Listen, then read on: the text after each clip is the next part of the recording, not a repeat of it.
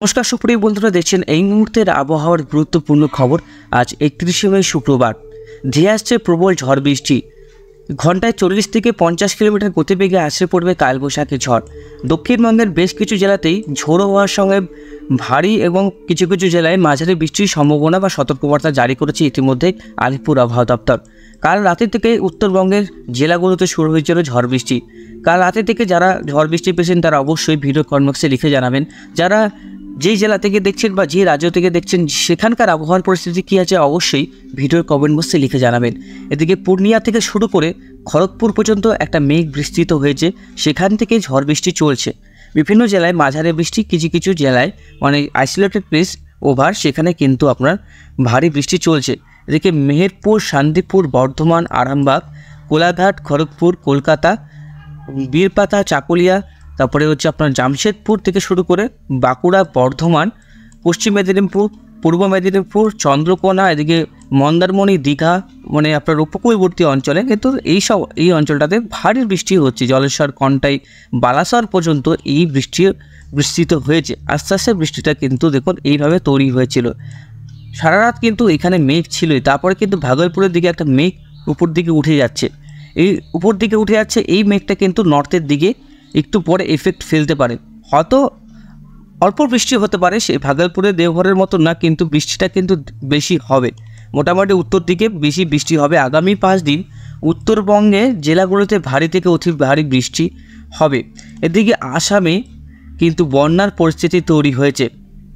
ঘূর্ণিঝড় রিমালের প্রভাবে ঘূর্ণিঝড় চলে যাওয়ার পর কিন্তু আসামে তার নিম্নচাপ অক্ষরেখার প্রভাবে সেখানে কিন্তু অনেকটাই বন্যার পরিস্থিতি তৈরি হয়েছে। প্রচুরভাবে বৃষ্টি হচ্ছে।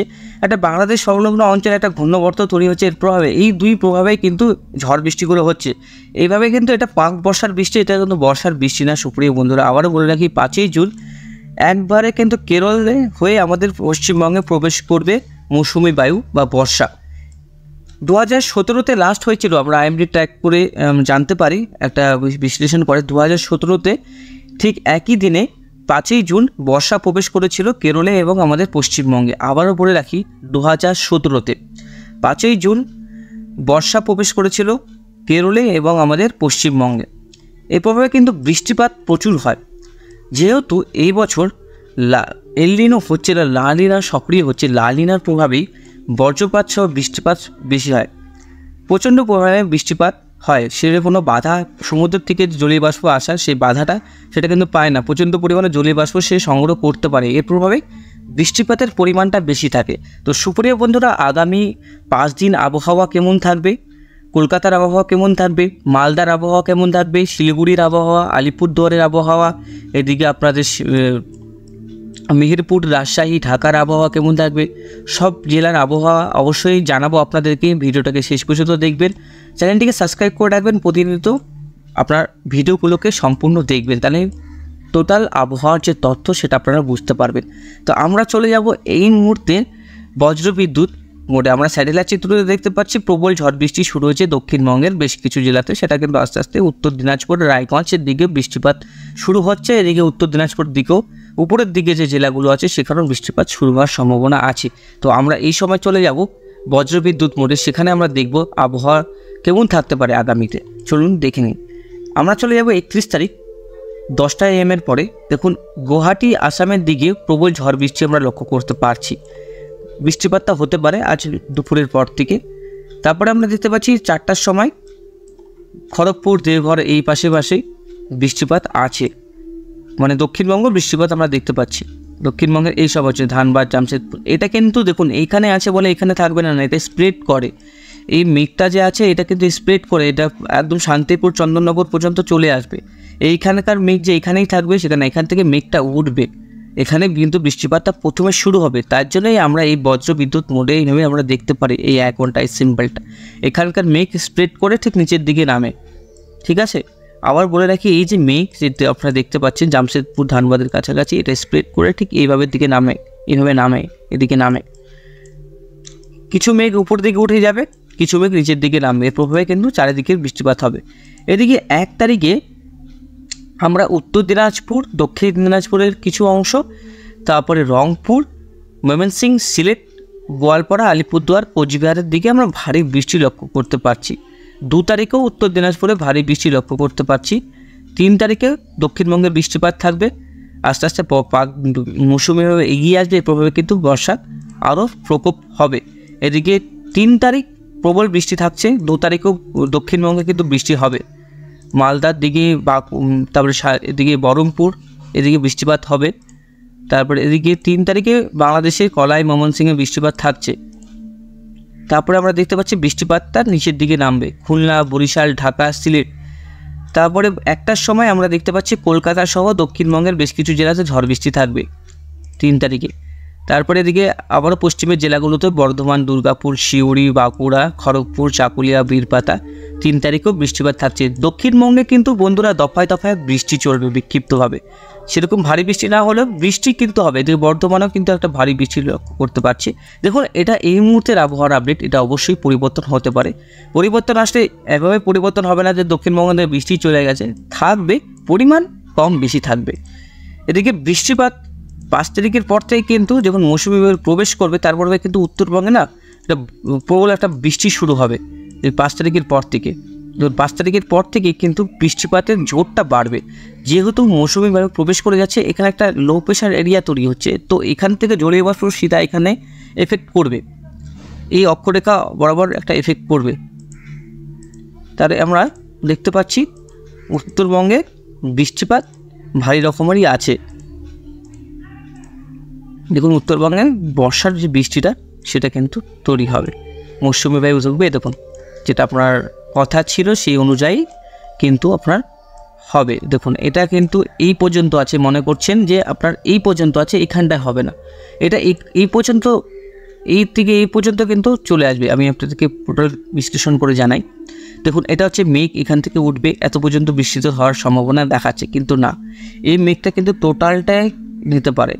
বলে রাখি, দিনাজপুর, রংপুর, তারপরে বাগমারা থেকে শুরু করে বালুরঘাট, বগুড়ার শেরশাবাড়ি, রাজশাহী পর্যন্ত এই মেঘ, করণদিঘি, মালদা পর্যন্ত বৃষ্টিতে হতে পারে। প্রচণ্ড ভারী মেঘটা স্প্রেড করে, সবসময় মেঘটা প্রবাহিত হয়, স্প্রেড করে, কিন্তু আস্তে আস্তে যখন উত্তরবঙ্গ, দক্ষিণবঙ্গ সব অঞ্চলে বৃষ্টিপাত শুরু হবে। 6 তারিখ, 7 তারিখ, 8 তারিখেও বৃষ্টিপাত হবে, 9 তারিখেও বৃষ্টিপাত কিন্তু আমরা দেখতে পাচ্ছি। বৃষ্টিপাত চলবে উত্তরবঙ্গের জেলাগুলোতে। উত্তরবঙ্গে যারা ঘুরতে যাচ্ছেন, যারা পাহাড়ে যাচ্ছেন, অবশ্যই আবহাওয়া সতর্কবার্তা দেখে নেবেন, কারণ উত্তরবঙ্গে তো এই সময় সবাই ঘুরতে যায়।